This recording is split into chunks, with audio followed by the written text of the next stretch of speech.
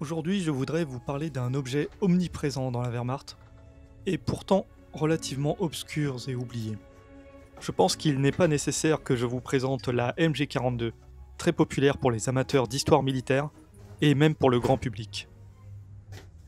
La machine Gewehr-42, qui constituait le cœur des escouades de grenadiers autant que possible, était pourtant toujours accompagnée par un objet faisant partie du pactage du fantassin chargé de l'arme. Je vous parle du Maschinengewehr-Werkzeugtasche Modell 34. Il s'agit d'une boîte d'outils qui se porte à la ceinture à la place d'une des poches à munitions dont sont habituellement équipées les troupes lorsqu'ils sont armés de fusils. L'autre poche est remplacée, elle, par un étui à pistolet. Le kit était présenté dans les archives d'instruction comme étant porté en assaut, au cœur des lignes ennemies. Cela était-il appliqué sur le terrain ? Une étude du contenu révèle que certains des outils seraient impératifs pour le bon fonctionnement de l'arme. Et ce, même une fois retranchés dans une nouvelle position après un assaut. La boîte à outils transporte divers objets et pièces de rechange. Les sources sont parfois contradictoires sur le contenu. De même, les listes et vendeurs qu'on peut trouver sur internet vont parfois présenter des contenus tout à fait différents. Vous pouvez voir sur les 3 exemples ici que les contenus varient énormément. Même les sources littéraires sont parfois confondantes. Uniforms and Traditions of the German Army mentionne un caliber gauge qui, pour autant que je le sache, n'existe pas.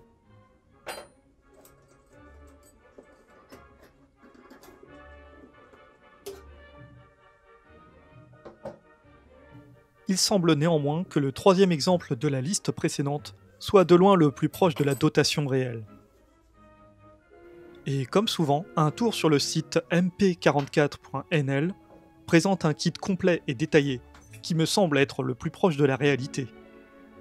Je vous laisse le lien dans la description.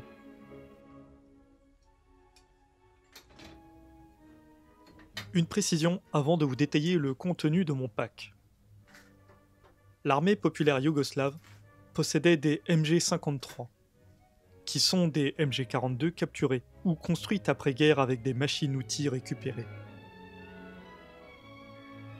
Tout comme la Wehrmacht, la question de l'entretien s'est posée, et la réponse a été une sacoche, au rôle très similaire. Elle se porte en bandoulière et contient des objets plus gros, comme une tige complète de nettoyage de canon.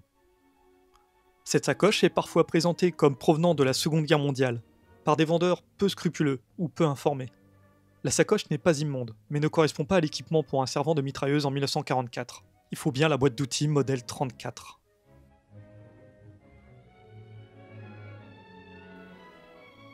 Néanmoins, certains des outils contenus dans cette sacoche peuvent remplir la caisse d'outils. D'autres objets sont beaucoup trop chers et difficiles à acquérir, pour moi en tout cas. Sans plus attendre, je vais vous présenter les objets que j'ai pu accumuler pour remplir ma propre caisse.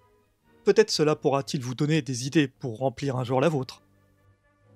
Je vais commencer par mentionner l'un des objets qui me manque, et qui sera sans doute le plus difficile à obtenir. C'est la culasse de rechange, qui est normalement présente. Le patin pour canon chaud permet de remplacer un canon en surchauffe. Il se transporte à l'extérieur de la sacoche, accroché par la sangle en cuir. On peut l'obtenir pour moins de 10 € sur Nestoff. La mire anti-aérienne peut se trouver à peu de frais sur des sites comme nestoff.pl.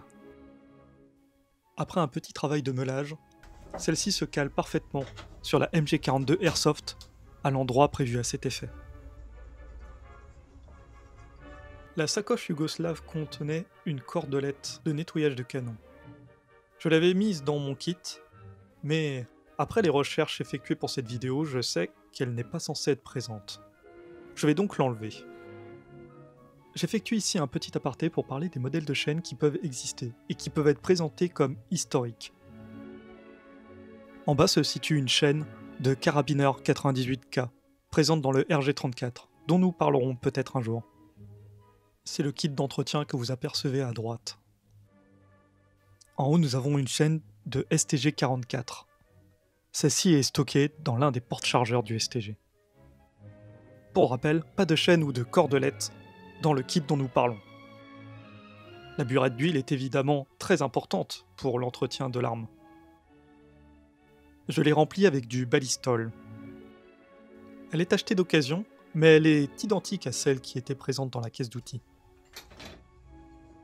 Je l'ai achetée à un particulier sur NaturaBuy. Et maintenant une digression que je me permets de faire sur le contenu réglementaire. Un chiffon sera toujours utile pour nettoyer, essuyer ou étaler de l'huile. Il n'est pas présent dans la dotation officielle, mais je préfère l'avoir sur le terrain personnellement. Diverses clés et outils vont parfaitement compléter ce pack.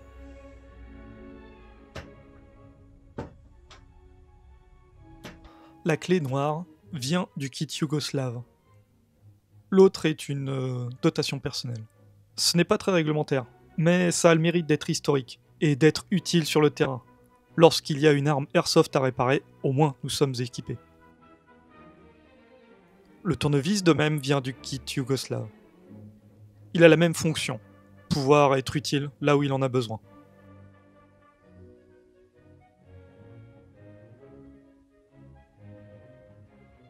Cet objet à la forme si particulière n'est autre qu'un extracteur de munitions explosées. En cas d'incident de tir, cet objet permet de remettre l'arme en état de fonctionnement. Un objet à la fonction identique se trouvait dans la caisse, mais la forme est très différente. Néanmoins, celui-là était présent dans la sacoche yougoslave et donc moins cher. Ces deux pièces, qui proviennent de la sacoche yougoslave, sont des transporteurs d'éjecteurs ou des rallonges de poussoirs d'éjecteurs. Je ne connais pas leur utilité réelle. Mais ces objets sont visuellement tout à fait à leur place dans la caisse et permettent de la remplir. Je finis cette liste avec la languette d'insertion pour bande de munitions.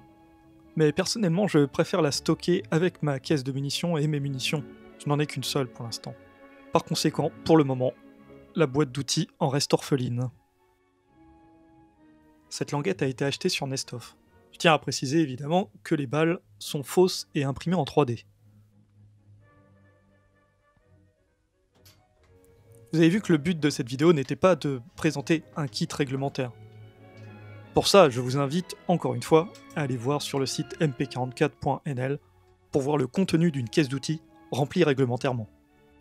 Non, l'objectif ici était de montrer qu'en engageant des moyens relativement faibles, on pouvait obtenir une caisse décemment remplie.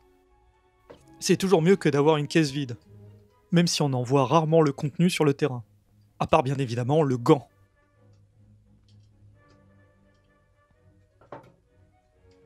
À titre d'information générale, les quelques caisses d'outils remplies que j'ai pu trouver à la vente se négocient aux alentours de 500 $ US, minimum.